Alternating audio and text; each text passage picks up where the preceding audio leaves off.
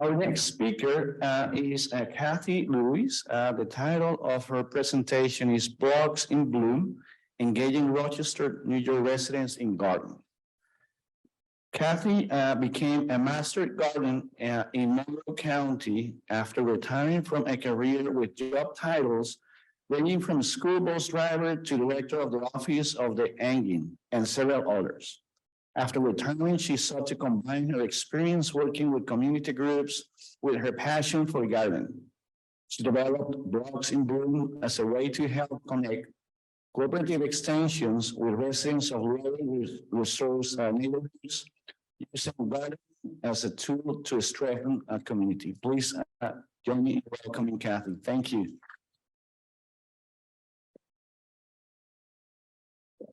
Thank you so much. And also a shout out to the online, to the Zoom community, and one personal one, Ola Alusi in Batavia. She's in my Spanish class. Okay, so Blocks in Bloom is a project started by master gardeners, run by master gardeners. It's an entirely volunteer-based program.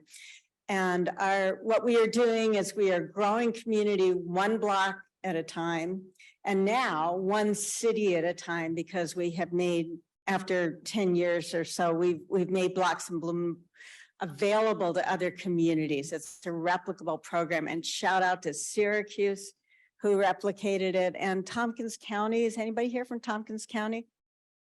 And any of you, how's it going in Tompkins County? Yay. Shout out to Tompkins County. I want to talk to you before I leave and just find out how it's going. Okay, but through the tool here is front yard flower gardening. So really, we're talking about sustainable communities. We're talking about the human side of sustainability. Okay, what do I do here? Oh, okay, that works. So how does this relate to sustainable landscapes? We're talking about strong neighborhoods, and strong neighborhoods enhance, whoops. How do I go back? Can somebody help me go back? Okay. Thank you. Got it. All right.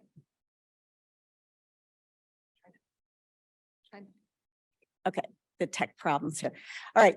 So strong neighborhoods enhance mental health, discussions about environmental issues, and front yard gardens reduce lawn space and encourage pollinators. So those are some of the ways that we tie into the theme of the day here today. So we have 3 goals: to beautify blocks in specifically lower resource neighborhoods. This is a term that we use. We started out using low income, and we got feedback from the neighborhoods that it was kind of a negative term, emphasized the negative aspects of the neighborhood. Lower resource kind of puts the onus on the communities that are not providing the resources. We build a sense of community on the blocks, and we build gardening skills. And I had a conversation during the break about how we evaluate that. And we do have an evaluation method, which I don't have time to talk about now, but I'm happy to share that. So we have 2 key roles, volunteer roles within Blocks in Bloom. One is the block captain, who lives on the block, steps up and says, I want this for my block. My block could really use this. And we say, great, are you willing to be the block captain? Well, what does that mean? It means that you sign up neighbors to participate in the program. And we have to explain what that means. That means that every participant plants their own garden and maintains their own garden. We don't put in gardens for anyone. And the block captain also is our point of communication between that block and our mentors in the program in general. Then we have block mentors. These are volunteers, master gardeners or trained community volunteers. We started out only master gardeners, and then that wasn't enough for what we needed. So we started bringing in trained community volunteers. Some of them are former block captains. So when we looked around at who would be a great block mentor, we looked at some of our former block captains. created a 12-hour training program. I think I talked about that in a later slide.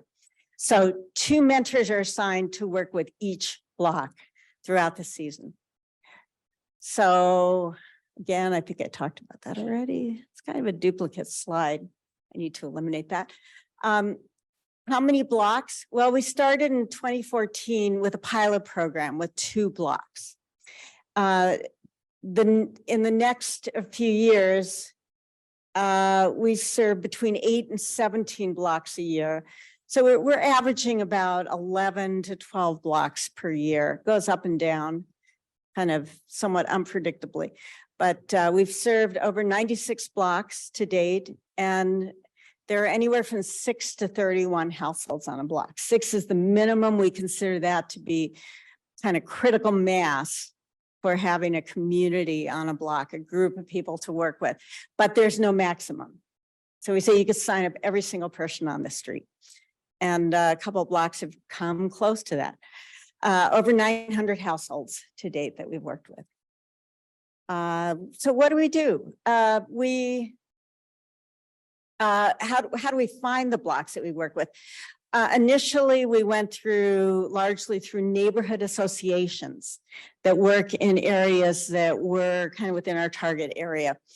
And we also worked with the city. Our city is divided into 4 quadrants administratively, and each quadrant has an office that really tries to get to know the main organizations within their quadrant, businesses, neighborhood associations. And we worked through them to put the word out and to get blocks in. Now we continue to do those things, but we have a huge word of mouth going.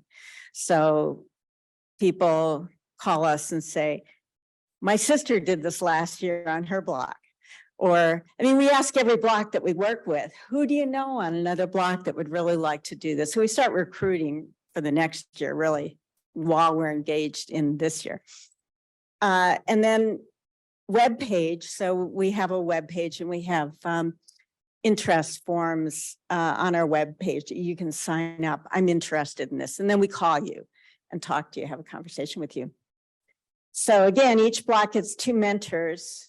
And the mentor's job is to do 2 things. One is to teach gardening skills in a way that's not classroom-like. It's very much hands-on, very much on the job training. And also to take each block through the steps of the process that we've established. So we provide all of the materials that you need to start a front yard garden. Typically, we're talking about very small front yards. Rochester, the intersections of the city were built on 25-foot lots. Typically 5 feet is the driveway. So you've got a 20-foot wide lot, and the house might be back 8 feet from the street, 6 feet from the street, 10 feet from the street. You're talking about a very, very, very small area. So we work only with front yards, because front yards are street facing and community facing. So again, beautifies the neighborhood and gets people out in their front yards where they're going to meet and talk to other people. They can take that knowledge and use that gardening knowledge to fix up their backyard, but not with the plants that we donate. So all the plants we donate go into the front yard. City is a partner of ours, and they donate mulch and compost and actually deliver it to the block. The block does some problem solving and figures out where is the best place to put the mulch. So they'll only put it in one place. And then all of the plants are donated, and I'll talk about that in a minute. So participants, again, plant and maintain their own garden. Got into a conversation about that over the break too. So we have a 3-step process, 3 or 4-step process. The first is that once the mentor has signed up, once the block captain has signed up at least 6 families, we say, okay, let's now set up a meeting time that works for people. We'll assign the 2 mentors and we'll hold a planning meeting. So the planning meeting, which is really a big key to success. If we get a good planning meeting, we've got a smoothly running block. So understand the steps, understand what their responsibilities are, what our responsibilities are. And then we figure out kind of, who has tools? Does anybody have a wheelbarrow? Okay, you willing to share it? Great. Nobody ever says no when we ask like that. If they don't have a wheelbarrow, by the way, we'll lend them one. We'll donate a used one to them. If somebody donates one to us, we'll figure out a way. They decide who's going to pick up their plants on planting day, which is still a couple months away at that point. And we'll solve any block gardening challenges and answer any questions. So here's the key. We're starting the process of community building right at that point. So somebody will say, this sounds great. I really want to do it. I'd like my yard to look better, but I just had knee replacement surgery and I can't get down on my knees and plant. And so our mentors are trained. This is really a community organizing skill. Our mentors are trained not to solve that problem. Our mentors are trained to turn it back to the group and to say, okay, group, what do you think? Mrs. Jones wants to put in a garden and she can't get down and dig. And then the mentors are trained to just close their mouths. And the silence gets sometimes a little uncomfortable, but eventually if it gets uncomfortable enough, someone's going to say something, right? So, and I don't know that block. So, but somebody else knows that Mrs. Jones has a couple of strapping teenage grandkids who come over every Sunday. So she'll say, get those grandboys over, grandgirls over. Or someone will know that she makes a great sweet potato pie. So it's like, well, if you'll make me a sweet potato pie, I'll dig your yard up. So anyway, the community knows what the possible solutions are. And if you give them the opportunity, we'll come up with them. So that's part of how we do community building. And we try to build, that's just one example. We try to build that into every aspect of the program. Okay, next step is that we walk around as a group. This is something we learned by trial and error. We used to do it one-on-one, but as a group now we walk around to every yard that's participating and we do a mini site assessment. And I mean mini. These are very small yards, right? So which way are we facing? What's the shade sun situation here? What's already here? What are the, and where do you want to see this new blocks in bloom garden? So that basically those are the 4 questions that we're looking at with them. And we draw a little sketch, a very, very basic little sketch. I mean, I draw at the stick figure level. So it's a very basic little sketch. We've got a little form that they put it on. And we use the whole group to help think this through.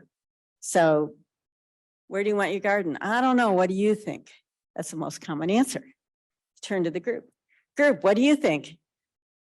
And they'll say, well, what if you put them on? They'll come up with ideas and then you'll ultimately, it's the person who lives there is going to make the decision, but you've given them ideas.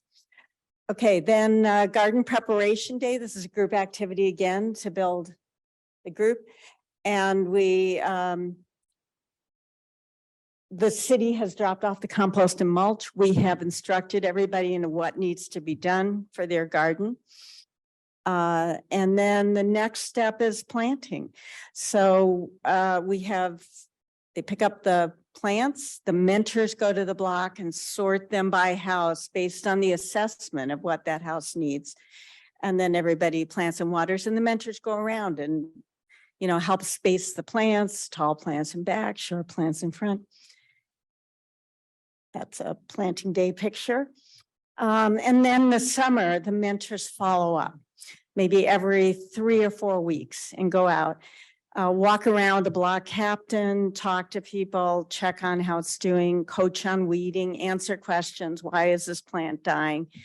Coach on watering and offer encouragement. So how about the plants?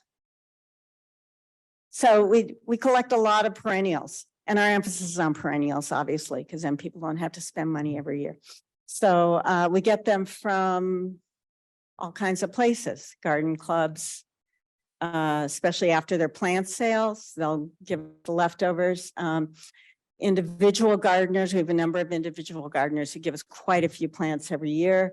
We have a list of plants that we're looking for and a very short list of plants we don't want, basically bullies. Now we have blocks from prior years who give us plants, who divide their plants and give us plants, which is wonderful. And Lowe's has given us a generous amount, kind of up and down by the years, but how many stores participate, but and then the city gives us annuals as part of a larger program for gardening projects throughout the city. And annuals are helpful. Anybody knows first year perennial garden, it's not going to look gorgeous, right? So in the fall, again, community building, we have a celebration. How am I doing on time here? Oh, good. We have a celebration with a potluck supper. We have a minuscule budget for this. So everything is potluck, donated. And we come together in a church or a city rec center, and every block, this is their chance to meet people from other blocks, and every block gets bragging time where they stand up and tell us how their block is the best block this year and why. And it's great. And then we do a little perennial division demonstration. So into everything we do, we are organically building some teaching points, very organically. So this is dividing plants and it's hands-on. And you see those plastic tablecloths are covered with a big chunk of hostas or daylilies, and everybody's got a bread knife from the dollar store, serrated bread knife. It's, you know, how you do things with things you already have on hand.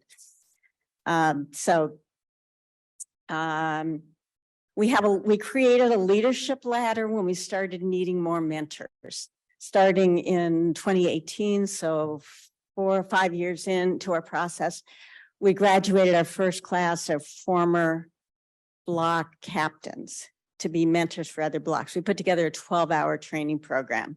It's a micro mini master gardener class, but really focusing on what they need to do this.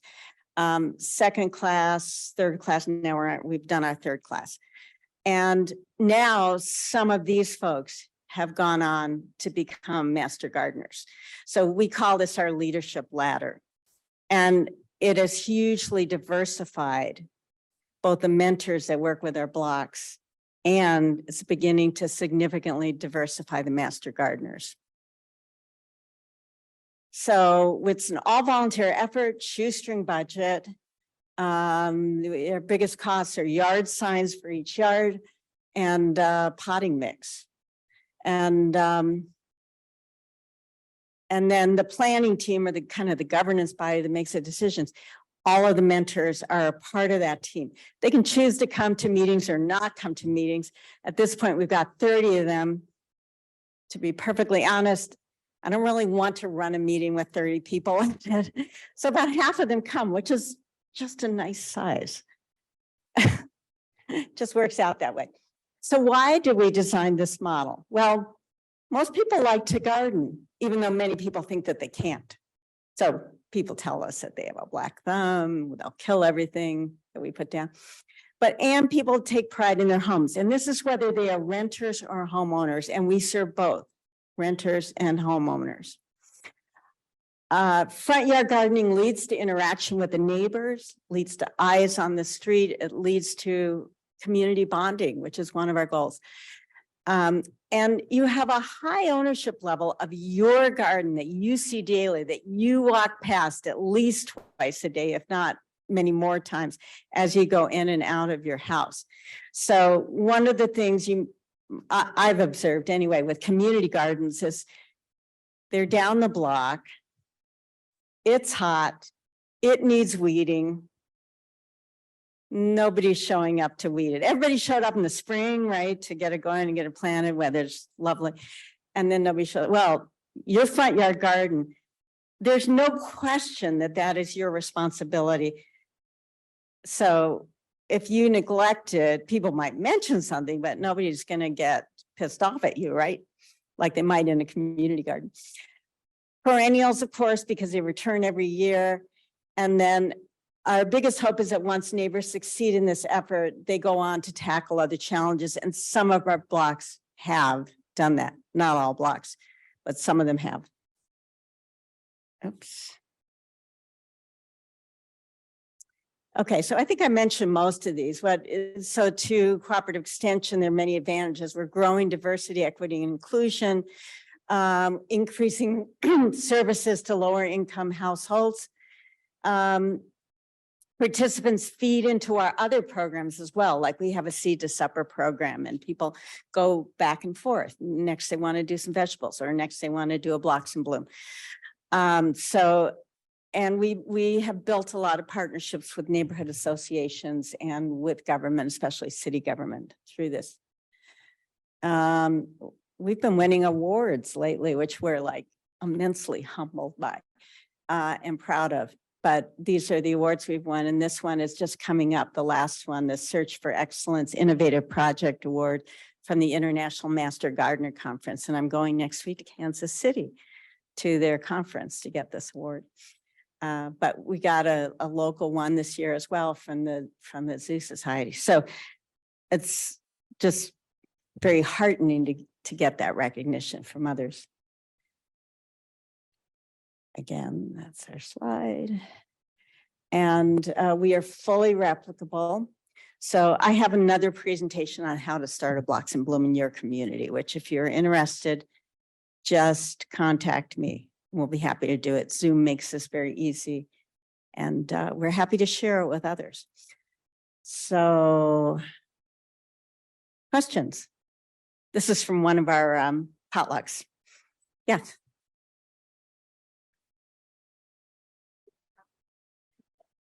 Mike.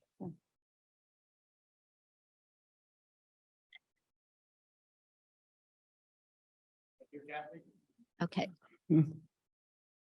Can you hear? Okay. Yes. Just incidentally, I want to tell you that I'm part of a volunteer effort at Geneva's Lakefront Park. And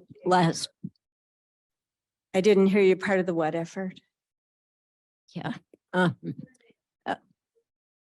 Okay.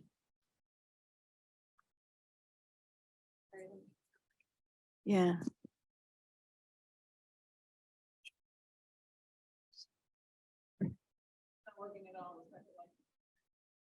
Okay. I think the mic was working. Just hold it as close to your mouth as you can.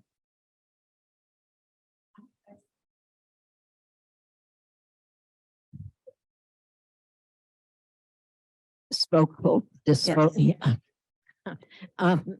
So just wanted to tell you, last year when I was volunteer weeding at a city park, someone from Rochester approached me and talked about this program and said how great it was.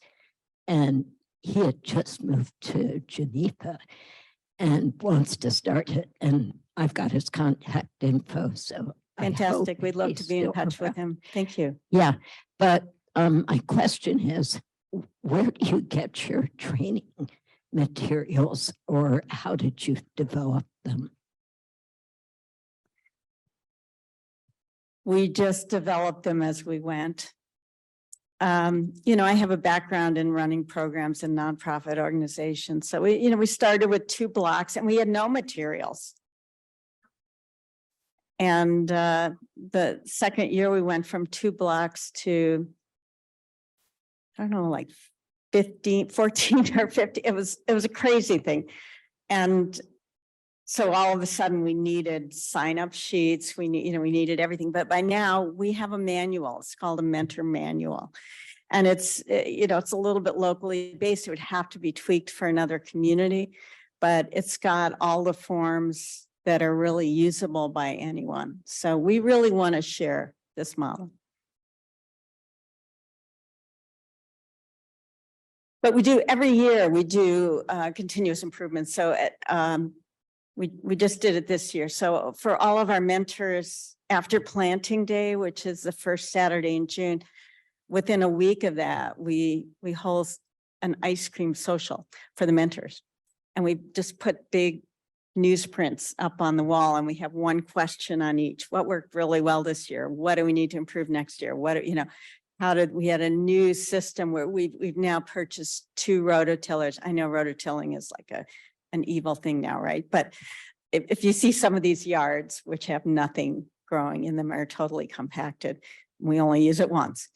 But anyway, you know, so that people just write their comments. That's the price of the ice cream. We try to keep it all fun. There's a question back here.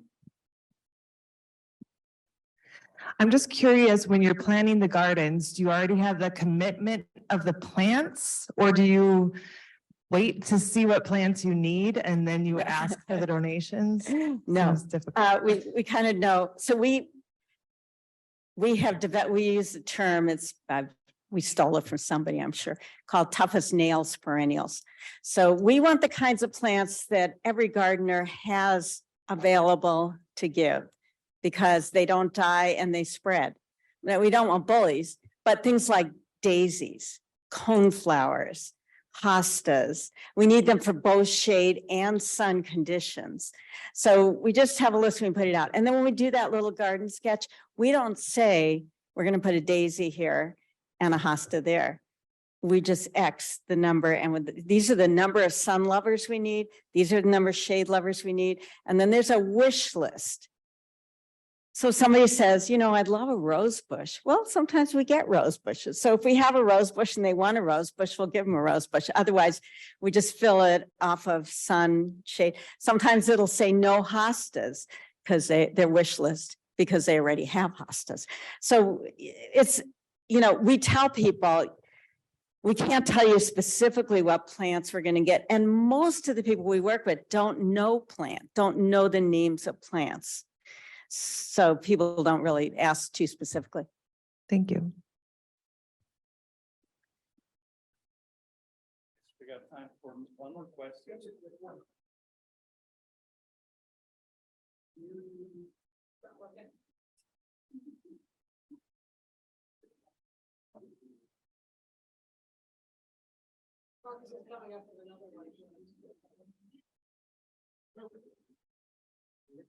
Hello. Oh, yes, now There we we can. go. Yeah. Do you do 2 separate work days, one to prepare the beds and one to then go back and plant? Yes. And so we do this a little differently than people normally learn to do from gardening books. So they prepare the soil, which means they'll turn it over one way or another, or loosen it up if if there's already things planted in there. And they will mix in the compost that comes from the city. And then they will put the mulch down at that time because the mulch is there. Let me tell you, you may not know this, but mulch has legs. And if you put it on a city block, mulch will walk away. So, and sometimes I think mulch can start World War III on a block, but we've had some interesting stories. But anyway, so we want them to put everything down. And then when the plants come, they're just going to part that mulch where they're going to put the plants, but the mulch is already down. So it's a little bit unconventional, but it kind of works for us. Syracuse does this differently. Syracuse builds up garden beds with the cardboard and so this model can be tweaked for other communities. This is what worked for us in Rochester. I see a lot of kids in the pictures. Yeah. Are you capturing any data on their perspective on gardenings and the environment as they get older? I see probably a lot of potential impact on them. Yeah, so we really encourage multi-generational participation. If there's any kids in the house, we say, look, let's get them involved. No, we don't really have, remember shoestring budget, all volunteers. We don't really have the resources we'd love it if some master's degree student came along and decided to do that study. That would be terrific. But no. Yes.